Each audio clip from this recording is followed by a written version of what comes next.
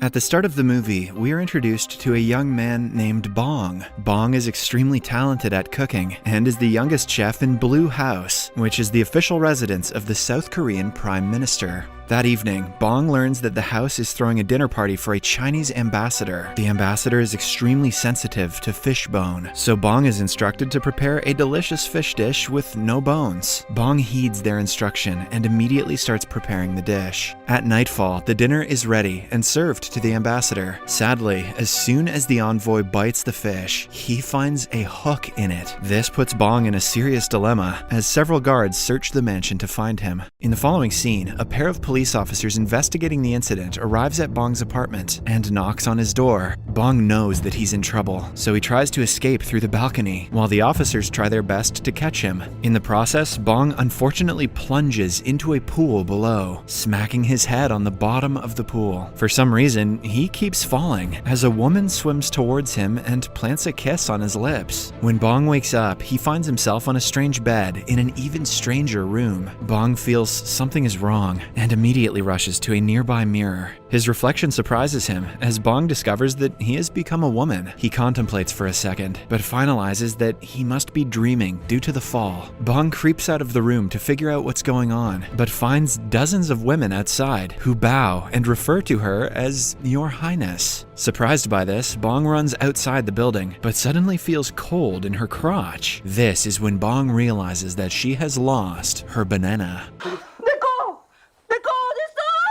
Bong is horrified by this and initially believes that she's been trafficked into a sex change operation. However, when she observes her surroundings, Bong discovers that she time traveled to the past. The realization causes her to go into shock, and she's eventually brought back to the palace. The next day, Bong wakes up and learns her current identity from a maid. It turns out that she time traveled to the Joseon dynasty in the year 1851. Moreover, she now lives inside the body of Kim So-young, a royal ward. To make matters worse, Bong discovers that Kim is scheduled to marry King Cheoljong and become queen in the next few days. The maid also explains that her body was found floating on a lake after an unknown accident occurred. Luckily, the guard found her and brought her back to the palace. Hearing this, Bong theorizes that both him and Kim's spirits must have switched and infers that the ticket back home is the lake. Bong asks the maid to lead him to the lake, as he plans to jump in and return to the present. Sadly, her plan to jump takes an unexpected turn, as she lands on muddy ground. It turns out that the Grand Queen ordered the palace servants to drain the lake overnight to prevent anyone from falling into the water again. Bong is disheartened by the news, but still reckons that water is the answer, so she desperately tries to submerge herself in any water source she can find. She even goes as far as inserting her head in a pail of water that is used to clean the floors. However, all her efforts prove in vain. A few days later, the wedding day arrives. Bong is unaware of the dynasty's customs, but with the help of her handmaids, manages to complete the required wedding rites. That night, Bong, who is now queen, is invited to the king's chambers to sleep with him. Bong is horrified by the thought and offers the king some alcohol in hopes of him passing out. Fortunately, the king falls to sleep, much to Bong's relief. The following day, Bong wakes up with a hangover and is offered some food. However, she is disgusted by the soggy meal and passes a message to the royal chef to cook ramen instead. The chef is confused by the term, but tries to make the foreign meal based on Bong's instruction. The chef tries multiple times to make the dish, but Bong is dissatisfied with every attempt. The first dish is too healthy, while the subsequent dishes are too bland and spicy. Eventually, the chef becomes upset and gives up.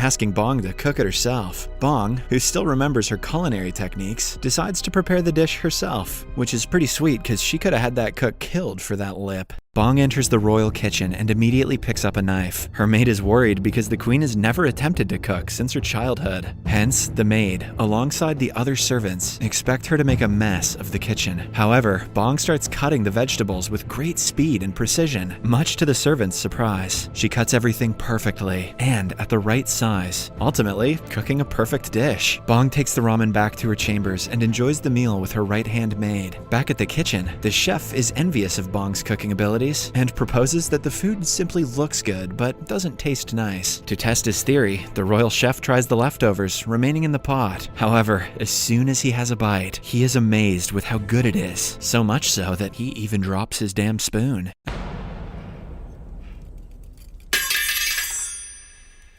After the eventful encounter, Bong suddenly comes up with an idea. The new queen realizes that she can easily win over the royal family with her culinary skills. The lake was drained by the Grand Queen, so if Bong can please her with some food, she might agree to refill the lake. Bong instantly returns to the kitchen, but the jealous royal chef asserts his authority and refuses to let her inspect the food being served to the Grand Queen. Bong is pissed at this and challenges him to a speed cooking contest. The royal chef initially backs out from the fight, but accepts the challenge after Bong teases him. A servant rings a bell and the contest begins. The head chef takes his knife and viciously cuts a bunch of carrots. However, the queen's hands are faster and quickly cut some cucumbers with ease. After several minutes of cooking, Bong's dish is ready and she is the first to ring the bell, thus winning the contest. The royal chef is upset and argues that though speed is important, taste is the ultimate test of a chef. Confident, Bong agrees and requests the royal cuisine inspector to taste both dishes to see which is better. The inspector is fascinated by Bong's cuisine and declares it is the better dish, prompting her to take charge of the royal kitchen. Bong uses her newly acquired status to her advantage as she analyzes the Grand Queen's meals. Bong discovers from her food choices that the Grand Queen is a picky eater due to her recent development of toothache. Thus, Bong decides to make a meal with a soft texture for the aristocrat. Bong gets to work right away and begins making a potato porridge. First, she pours some milk into the pot and adds the right ingredients, as she occasionally tastes the mixture. Then the potatoes are eventually added to the pot, after which the dinner is served with some flour toppings for a cohesive presentation. Bong is pleased with the final product and delivers it to the Grand Queen herself. The queen greatly enjoys the meal, but highlights that the dish is not perfect as it arrived cold. The temperature change is caused by the perfectly mashed potatoes to lump, hence slightly altering the taste. Also, the porridge spilled on the sides of the plate also affected the presentation. Bong is distraught to hear this and sadly begins her trip back to the palace. While in her carriage, Bong brainstorms on the alternative means of delivering food to the Grand Queen. Shortly after, she comes up with a stellar idea. Bong sews a cloth and has her maid deliver the fabric alongside some instructions to the royal engineers. With Bong's direction, the engineers construct a special food delivery carriage that is properly insulated at all sides by the cloth. Meanwhile, Bong prepares an array of tasty meals and has the servants deliver them using the newly designed cabinet. The Grand Queen receives the meal hot and enjoys it, leaving no leftovers. Eventually, the engineers return to Bong and deliver the good news, as the invention is proven to be a success. A few days later, the king organizes a huge banquet and invites delegates from all over the country. Unfortunately, the cooks get sick on the banquet day, and the royal kitchen is short-staffed. Bong notices this and decides to help out. She disguises herself as a man to sneak out from the banquet and enters the kitchen. Bong discovers that the pantry is low on ingredients, as the groceries which were meant to be delivered that day didn't make it. With limited resources, Bong has no choice but to get creative. The queen, alongside her housemaids, prepares a simple but unique dish of potatoes. Bong peels and wraps the potato around a stick and deep fries it, making it crisp and crunchy. The guests are initially unhappy when they see the first dish, as they expect something classier for a royal banquet. However, as soon as they try the unique meal, their eyes shine in approval as they marvel at its taste, and thus fast food was born.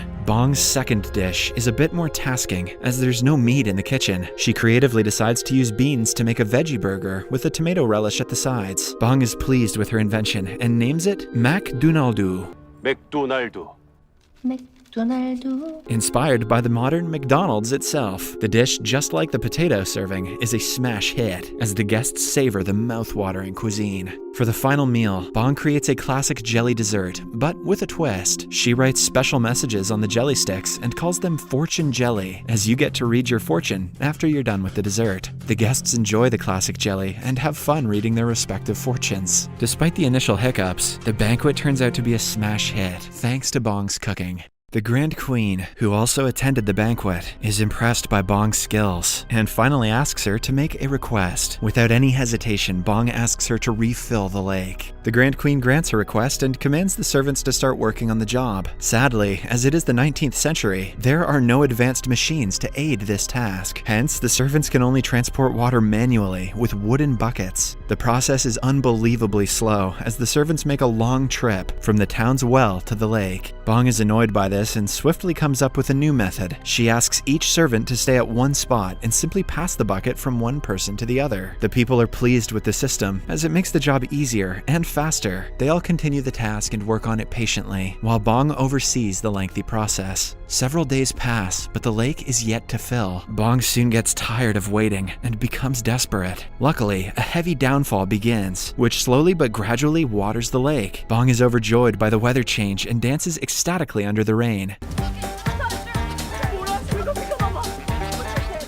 A few hours later, the lake is filled, and Bong heads to the shores and signs her name on a cornerstone, after which she jumps into the lake and sinks underwater, just like she did at the start of the movie. When Bong wakes up, he is astonished to find himself in a hospital and sees an officer sleeping a few meters away from his bed. He quietly tries to slip out, but the officer wakes up and a swift chase ensues. Bong manages to get away from him, but two more officers show up and corner him. Desperate, Bong jumps down from a high platform, escaping the men as he races down the street. He immediately heads to a public library and searches for a history book. There, he finds a publication about the Joseon dynasty and smiles, knowing that he has now become a part of history. However, his nostalgic trip down memory lane is swiftly interrupted when the chasing officers arrive at the library. Bong tries to escape once again, but the officers explain that they aren't there to arrest him. It turns out that the present has been changed due to his time travel to the Joseon era. Now, he is not being chased by the police. Instead, they are there to protect him, as Bong is now a whistleblower and exposed a high-ranking official for corruption. Bong rushes to a nearby computer and searches the web to confirm their claims.